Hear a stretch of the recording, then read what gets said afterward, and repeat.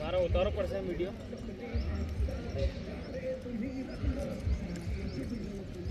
અહીં નડિયાદ સ્પોર્ટ્સ કોમ્પ્લેક્સની વાત કરું તો અહીંયા ટોટલ 7 થી 8 રમતો ચાલે છે ગુજરાત સરકારના અંડરની સ્કીમમાં। હું પોતે આર્ચરી સાથે સંકળાયેલો છું અને હાલમાં જ મારું selection world archery coaching course level 1 માટે થયેલ છે, જેનું આયોજન સ્વિટ્ઝરલેન્ડ ખાતે 10 માર્ચથી 20 માર્ચ દરમિયાન થવાનું છે।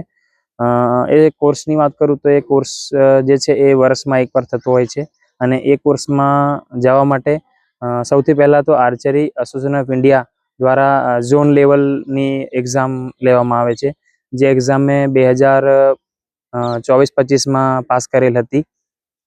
ત્યારબાદ પછી લેવલ 1 એ ઝોન લેવલની જે હોય છે એમાં દરેક ઝોનમાંથી 10-10 જણનું સિલેક્શન કરવામાં આવે।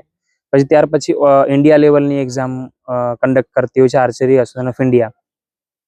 એમાં ફરી મારો ટોપ 10માં નંબર આવ્યો, જેથી કરીને આ ઇન્ડિયામાંથી જે 10 જણનું જે સિલેક્શન કરવામાં આવ્યું 24-25ની વર્ષમાં, એમાં હું ટોપ 10માં સિલેક્ટ થયો હતો અને આ વર્ષે એનું આયોજન સ્વિટ્ઝરલેન્ડ ખાતે થાય છે। તો હું મતલબ ગર્વ હું અનુભવીશ કે આ ટોપ 10 ઇન્ડિયામાંથી જે પણ સિલેક્ટ થયા છે એમાં હું પોતે મારું નામ પણ સામેલ છે। એના માટે હું આર્ચરી એસોસિએશન ઓફ ઇન્ડિયાનો આભાર માનીશ કે એમને મને આવી તક આપી અને સ્વિટ્ઝરલેન્ડ ખાતે જે પણ કોર્સ થવાનો છે, જે વર્લ્ડ આર્ચરી દ્વારા એનું આયોજન કરવામાં આવનાર છે।